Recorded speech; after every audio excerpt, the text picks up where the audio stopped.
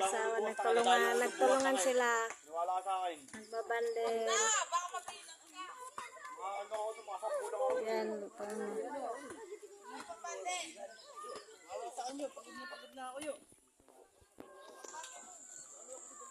Hapit si kabayo ah. 40 tahon yan ah.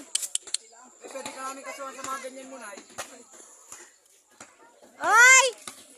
Magbayad na kayo sa wifi ha. Puro na kayo.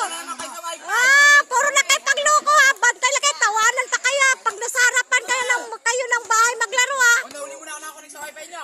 Pinapatay ko nga yung wifi eh. Para mahuli kayo eh. Uy! Ano? Sige lang. Ayan si kabayo.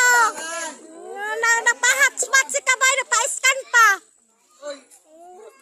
Tuwang-tuwa pa ito mga kabataan ha. Sige lang. Okay lang. Habang nagbablog eh. Okay lang. Basta masaya mga kabataan. Sige lang. Hotspot kayo sa wifi. Okay lang. Good job mga bata.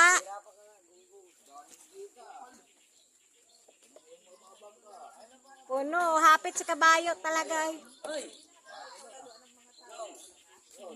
Baba, yan ang ginagawa nila. Hindi tinapos o hindi nagbandel sila dun sa laot. Dito lang dinalang pagbandel.